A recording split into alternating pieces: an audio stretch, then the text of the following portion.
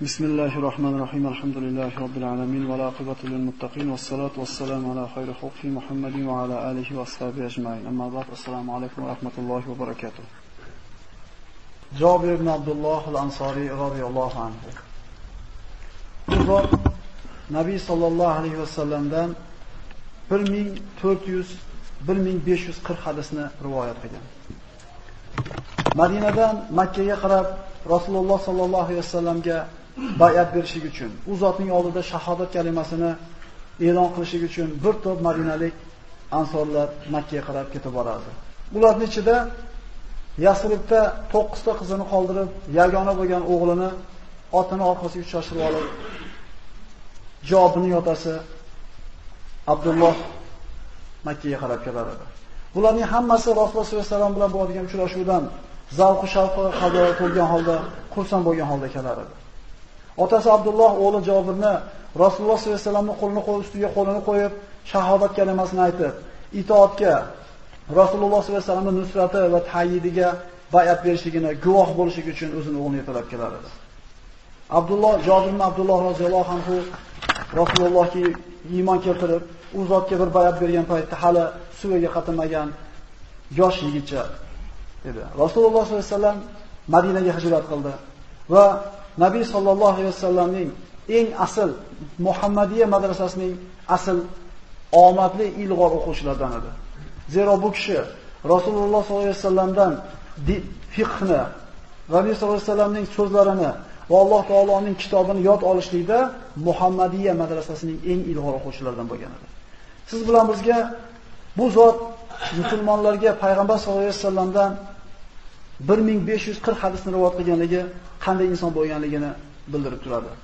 Yana siz bilan biz shuni bilishimiz kerakki, Imom Buxoriy va Muslim rivoyat qilgan muttafaqun alayh bo'lgan hadislarning ichiga Jobir ibn Abdulloh rivoyat qilgan hadisdan 200 tasi kiritilgan. Bu zot 100 yil yaqin umr ko'rdi va mana shu 100 yillik umrini musulmonlarga ilm, ma'rifat tarqatadigan bir buloq sifatida musulmonlar o'zlaridan foydalandi. Jobir ibn Abdulloh roziyallohu anhu Badrda ham, Uhudda ham qatnasha olmadi. Birinchidan yosh bolaligi sababli.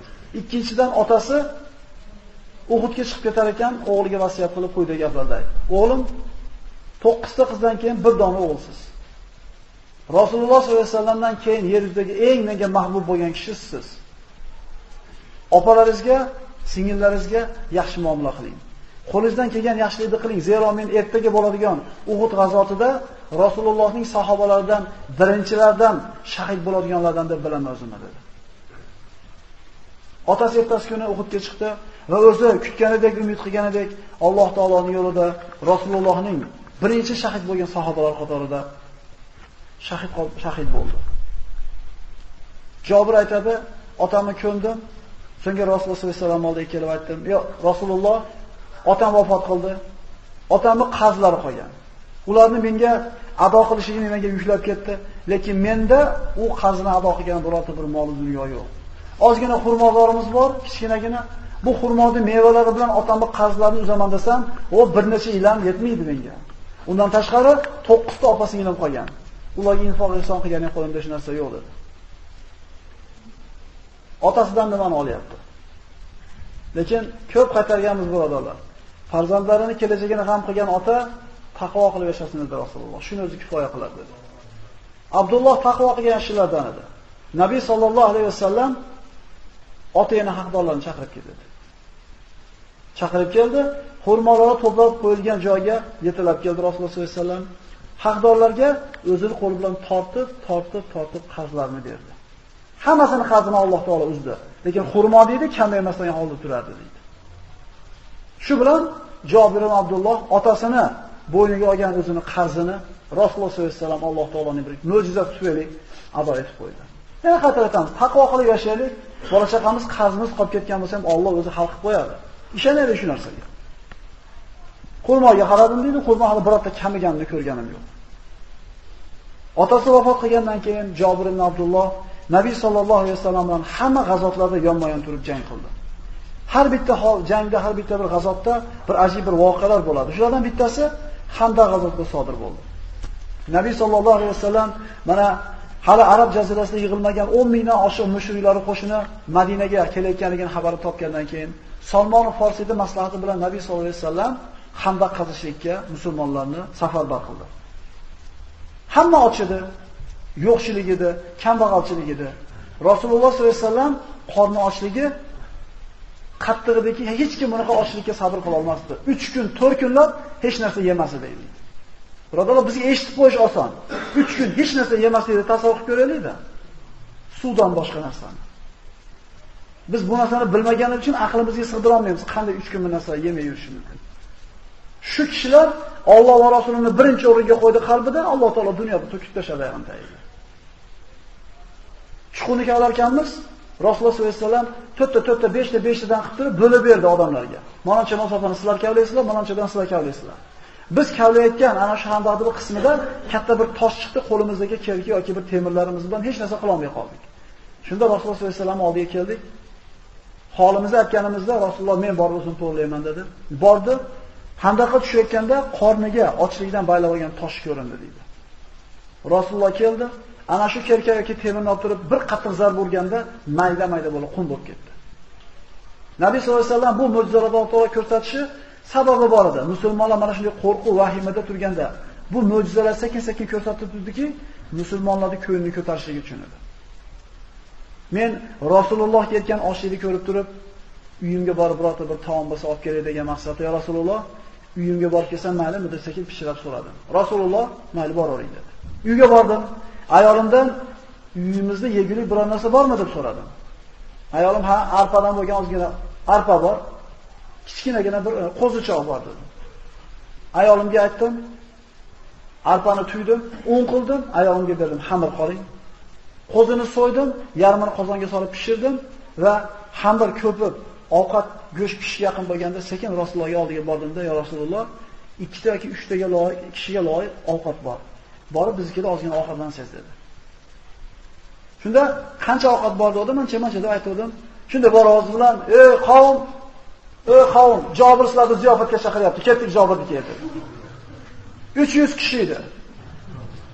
Necha kishi yetadigan, 3 kishi yoki 4 kishi yetadigan ovqatga Nabiy sollallohu alayhi vasallam butun qavmni Jobir yaduhum ila valima, Jobir sizlarni valimaga, ziyofatga chaqiryapti, ketdik dedi.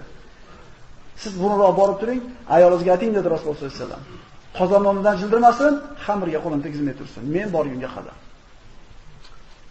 Uyga qanaqa sharmandalik, xijolat holatda borganligini o'zim bilaman, Alloh biladi. Ayolimga bordim, "Ey xotin, peshanam sho'ri qurib qoldi." "Ha, nima bo'ldi?" "Rasululloh Handaqda qazaki 300 ta odamni biz uyimizga olib kelyapti" dedi. Shunday bir vahimaga tushib turganida ayoli, ya'ni oxir ayollar bo'lgan, sahobiyalar bo'lgan bular. Rasululloh aytdimi shu gapni? Ha. Rasululloh qancha ovqat borligini biluvdimi? Biluvdi. Unda xotirjam bo'ling. Alloh va rasuluhu a'lam. Alloh va rasuli biluvchiroq dedi. Qachon bizda shu sifat bo'ladi? Senga mana shu kuning yaxshi desa ishona olmayapsiz. Yo'q, menga bu kunim yaxshi emas. Menda ko'proq bo'lgani yaxshi edi. Senda bo'lsa aynib ketib qolasan desa, yo'q, men yaxshi turaman, men bilaman o'zimni. Sen bilmaysan o'zing. Sen bilmaysan, Robbing biladi, o'shuning uchun seni shu kunga solib qo'ydi. Agar bundan semirtiribroq qoladigan bo'lsa, haddingdan oshib ketib qolishi mumkin. Semizmisan, og'riqmisan, ibodatdamisan, taqvodamisan, demak shu kun senga yaxshi. Rozi bo'laver. Rasululloh sollallohu alayhi vasallam keldi va ovqatni qozondan olmaslikka buyurdi. Xamirni oldirdi, nonni yoptirdi, go'shtni oldi, nonga o'rab berdi. Go'shtni oldi, nonga o'rab berdi. Hamma to'ydi.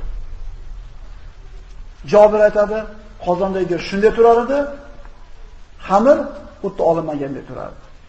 Bularning bari musulmonlarning ko'ngliga taskin berish uchun, ularni ruhlantirish uchun berilgan bir Rasulullohning bir karomatlari, mo'jizalari edi. So'ngra Jobirning ayoliga berdi, "Yeng" dedi, "Tarqating" dedi. Shu kun botgunga qadar hali qozondan go'shtni tarqatdi, tugamadi. Demak, birodarlar, Rasululloh sollallohu alayhi vasallam bunaqa och qolishligiga agar och qolishni xohlamasa, bitta nonni olib turib shunday bir mo'jiza ko'rsatsa, Alloh taoloning qudrati bilan hech kim och bo'lmas edi. Demak, shunday och bo'lishlik kerak edi. Musulmonlar mana shu qiyinchilikdan o'tib, sinovdan o'tib elanish kerak edi. Ya'ni ichilaridan mol va dunyoni, meva-chevani kamligi bilan, balo bilan, kasal bilan sizlarni imtihon qilamiz va nablu axbarakum, holilardan xabar olamiz deyapti Alloh. Ko'raman sizlarga yo'qchilikni, qo'rquvni, ochlikni, kasallikni, kambag'allikni berib turib. Demak, imtihon ekan. Liyabluwakum ayyukum ahsanu amala. Ichingizda kimlar afzal, go'zal amal qilishligini Alloh taolo bilishligi uchun balolaydi deyapti. Rasululloh mana shunday bir mo'jizalarni ko'rsatdi. Jabir roziyallohu anhu umrining oxirigacha musulmonlarga ilm o'chog'i, ilm manbai bo'lib xizmat qildi. Va Shom o'lkalariga Umar ibn Hattob qo'shin yuborar ekan, g'ozi bo'lgan holda ular bilan birga chiqdi. Jaysh mana shu qo'shinning qo'mondoni Malik ibn Abdulloh al-Hatami degan kishi bo'ladi. Jabir otini yetalab piyoda ketayotganligini ko'rdi-da, kelib, "Ey Jabir" dedi. "Nimaga?" dedi. "Ot turib, minishlikka qodir bo'lib turib otni minmayapsiz" dedi. Shunda Jabir javob berdiki, "Ya Abu Abdulloh" dedi. Rasululloh sollallohu alayhi vasallamdan shunday so'zni eshitganman. Kimning oyoqlari Allohning yo'lida yurib, chang bo'ladigan bo'lsa, mana shu oyoqlarga jahannam o'ti harom degan dedi. Shunday so'zni eshitganman dedi. Qo'mondon otni choptirdi-da, qo'shinni boshiga borib turib, baland ovoz bilan so'radi. "Ey Jabir" dedi. "Nimaga otni minmayapsiz" dedi. Shunda Jabir ibn Abdulloh tushundida maqsadini. "Men Rasulullohdan" dedi baland ovoz bilan. "Kim Allohning yo'lida yerda yursa, oyog'iga chang bo'ladigan bo'lsa, shu chang bo'lgan oyoqlariga jahannam o'ti harom deganini eshitganman" dedi. Butun qo'shin eshitdi va butun qo'shin otdan tushib piyoda yurdi. Otliq bo'lgan qo'shinni bunaqa uzoq muddat piyoda yurganligi hali tarixda bo'lmagan edi. Bu zotlar Rasululloh sollallohu alayhi vasallamning hadisida eshitdi, ular shart amal qilgan kishilardir. Shuning uchun ularning gapiga ergashlangan, shularning gapini ta'siri bo'lgan. Siz bilan biz eshitgan ma'ruzalarga, o'rgangan hadislarimizga amalni zo'r qilmayotganligimiz uchun farzandlarimiz biz gapimizni olmayapti. Ayollarimiz gapiga kelib, uyda o'tir desak sabr qila olmayapti. Biz o'zimiz Alloh bergan kunga qanoat qilmaganligimiz uchun uyimizda ham xotirjamlik yo'q, yetmaslik, yetishmovchilik qilyapti. Biz o'zimizda amal bo'lsa, keyin boshqalarga ta'sirimiz bo'ladi. Qo'shinni hammasi mana shu ajrga bo'lish holatida hammasi otdan tushib piyoda yurishdi.